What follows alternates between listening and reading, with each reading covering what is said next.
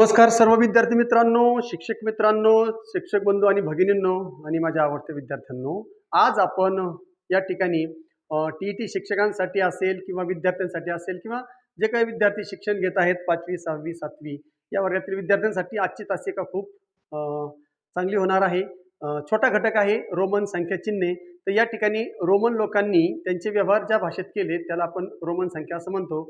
तर रोमन संख्या चिन्हे या ठिकाणी कशा प्रकारे आपण वापरायचे आहेत, संख्येसाठी कशा प्रकारे त्याचा वापर करायचा आहे आजच्या तासिकेत आपण बघणार आहोत। सुरू करूया आपली आजची तासिका रोमन संख्या चिन्हे। बघा मित्रांनो, या ठिकाणी सर्वात अगोदर आपण रोमन संख्या चिन्हे याबद्दल थोडी माहिती घेऊया।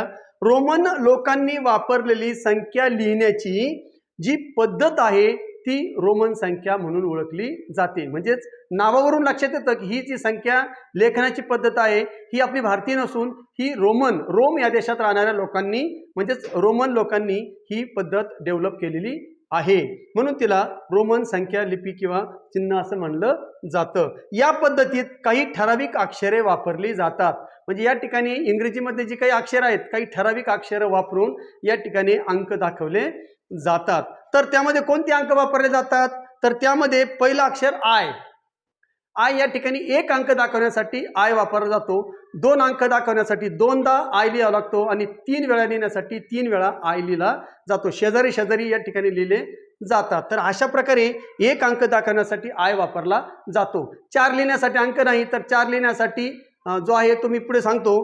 पाच लिहिण्यासाठी मात्र अंक आहे, पाच लिहिण्यासाठी व्ही या अक्षराचा वापर केला जातो। त्यानंतर 6, 7, 8, 9 यांच्यासाठी आपल्याला जी काही अक्षर आहेत वेगळी अंक वापरले जात नाही। या 2 आणि एक्स 10 लिहिण्यासाठी एक्स वापरला जातो। म्हणजे 10 पर्यंत अंक लिहिण्यासाठी या ठिकाणी आपल्याला आय, व्ही आणि एक्स, आयचा अर्थ होतो एक अंक दाखवण्यासाठी, व्ही 5 लिहिण्यासाठी आणि एक्स 10 लिहिण्यासाठी वापरलं जातं। तर याच अंकांचा एकत्रित वापर करून कशा प्रकारे संख्या लिहिल्या जातात आपण पुढे पाहणार आहोत। त्यानंतर 50 लिहिण्यासाठी यल वापरला जातो। 50 लिहिण्यासाठी काय वापरायचा, यल। त्याच्यानंतर 100 लिहिण्यासाठी सी वापरला जातो आणि 500 लिहिण्यासाठी डी आणि शेवटचा अक्षर यम, 1000 लिहिण्यासाठी यम वापरला जातो। अशा प्रकारे I, V, X, L, C, D आणि यम या इंग्रजी अक्षरांचा वापर करून संख्या लिहिल्या जातात। तर या ठिकाणी हे लक्षात आलं का, 1 लिहिण्यासाठी आय, 5 लिहिण्यासाठी व्ही, 10 लिहिण्यासाठी एक्स, त्यानंतर 50 लिहिण्यासाठी यल, 100 लिहिण्यासाठी सी, 500 लिहिण्यासाठी डी आणि यम लिहिण्यासाठी 1000 यांचाच वापर करून आपण या ठिकाणी संख्या लिहिणार आहोत। बघा आता रोमन संख्या लिहिण्याचे काही नियम आहेत। मग ह्या संख्या लिहित असताना काही नियम आहेत। काय काय नियम आहेत बघूया। मोठ्या चिन्हांच्या उजवीकडे लहान चिन्ह आले तर बेरीज करतात।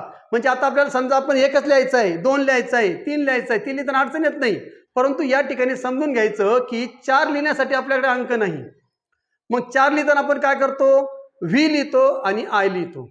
पण मग व्हीच्या डावीकडे बघा, व्हीच्या डावीकडे, मग या ठिकाणी व्हीच्या डावीकडे आपण लिहितो, हा झाला 4, बरोबर का। तर या ठिकाणी काय म्हटलंय की मोठ्या चिन्हाच्या उजवीकडे, उदाहरणार्थ या ठिकाणी आपण व्ही घेतला, व्हीच्या उजवीकडे आपण आय लिहिला, तर या ठिकाणी 5 आणि 1 बेरीज करायची, झाले 6। तर अशा प्रकारे मोठ्या अंकाच्या उजवीकडे जर आपण अंक लिहिला, मोठ्या अंकाच्या उजवीकडे अंक लिहिला तर बेरीज केली जाते।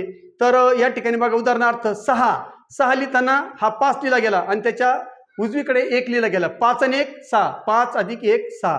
तर अशा प्रकारे 6 लिहिला जातो। म्हणजे मोठा अंक आहे घ्यायचा, आय हा सगळ्यात छोटा अंकामध्ये, त्यानंतर व्ही, त्याच्यानंतर मग एक्स, त्याच्यानंतर मग यल, त्याच्यानंतर मग डी, अशा प्रकारे I, V, X, L, C, D आणि यम, अशा प्रकारे हा झाला चौथा क्रम। म्हणजे सगळ्यात मोठ्या संख्या ठिकाणी यम अक्षरांनी दाखल जातात, मग त्याच्या अंकानंतर मग डी, नंतर जर छोटे छोटे म्हणलं तर यम, त्याच्यानंतर डी, नंतर सी, नंतर यल, नंतर एक्स, नंतर व्ही आणि सगळ्यात शेवटी आय।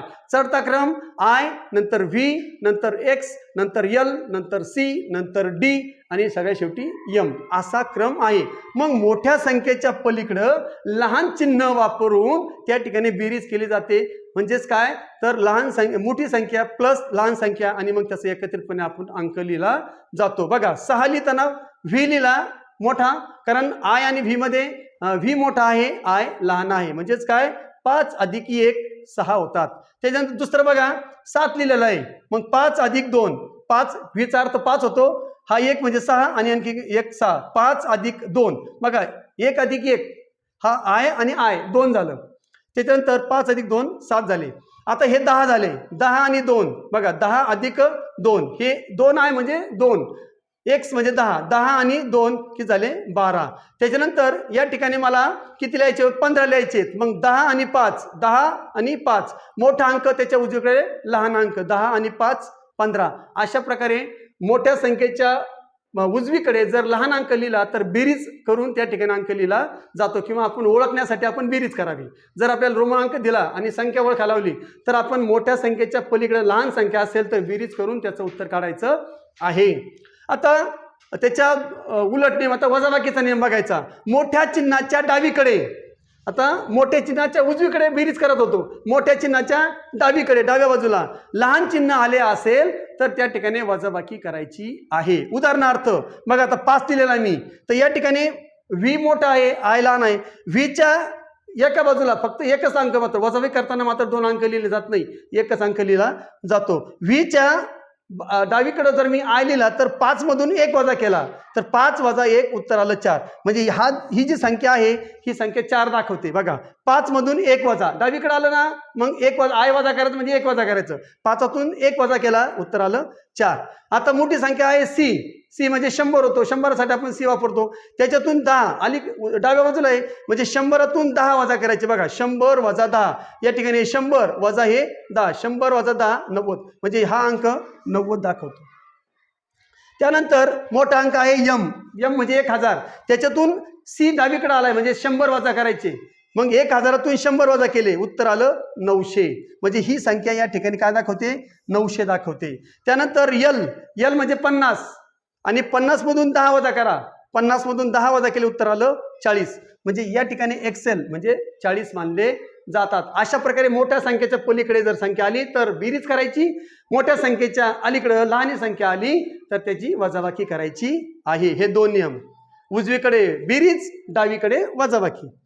चला पुढचा तिसरा नियम जो आहे एकाच चिन्हाची पुनरावृत्ती करताना आय एक्स सी याच चिन्हांची पुनरावृत्ती होते.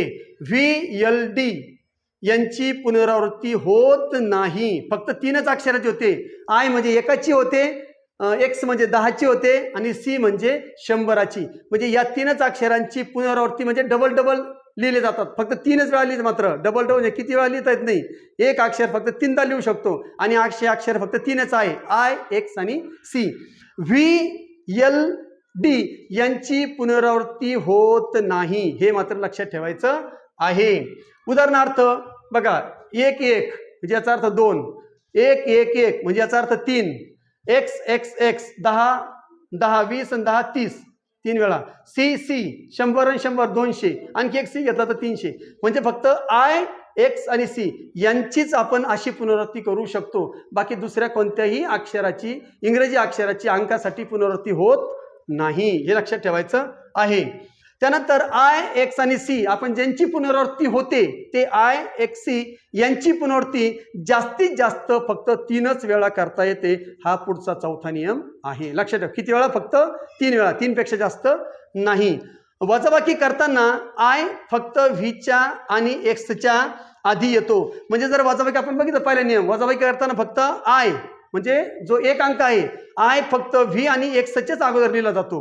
म्हणजे आय व्ही आणि एक्सच्या अगोदर तुम्ही लिहू शकता. बाकी तुम्ही कोणाच्याही अगोदर लिहू शकत नाही. म्हणजे आय जर तुम्हाला वजाबाकी करायची तर तो व्ही आणि एक्स मधून करू शकता. म्हणजे 5 आणि 10 यांच्या अलीकडेच तुम्ही त्या ठिकाणी आयला लिहू शकता, तसं लिहू शकत नाही. त्याच्यानंतर एक्स जो आहे तो एक्स फक्त एल आणि सी म्हणजे 50 आणि 100च्या अगोदरच तुम्ही 10 वजाबाकी करण्यासाठी घेऊ शकता. म्हणजे एक्स तुम्ही दुसऱ्या कोणाच्याही नंतर वापरू शकत नाही. एक्सची पुनरावृत्ती वजाबाकी करायची असेल तर तो एल आणि सीच्या अगोदर लिहिला जातो.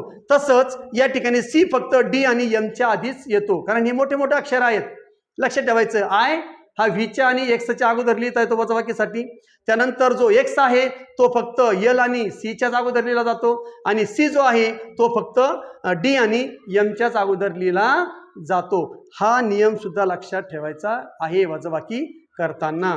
तर या ठिकाणी मला आशा आहे की या ठिकाणी तुम्ही चांगल्या प्रकारे ही तासिका समजली असेल. छोटीशी तासिका होती, छोटी तासिका तुम्ही घेतलेली आहे. सरावासाठी तुम्ही तुमच्या मनाने काही संख्या घ्या आणि त्या ठिकाणी या संख्यांचा उपयोग करून सराव करायचा आहे. कारण जास्त काही अवघड नाही आहे, तुम्ही तुमच्या मनाने देखील या ठिकाणी संख्या घेऊ शकता आणि तयारी करू शकता. पुन्हा आपण नवीन तासिकेमध्ये गणिताच्या पुढचा पिरियड जो आहे आपला, एक तर आपण लसावी मासावी किंवा अंकाची स्थानिक किंमत किंवा आणखी एक जो टॉपिक आहे जो TET जास्त विचारला जातो, अशा टॉपिकवर आपण तासिका घेणार आहोत. पुन्हा भेटूया मित्रांनो. तोपर्यंत जय हिंद, जय महाराष्ट्र.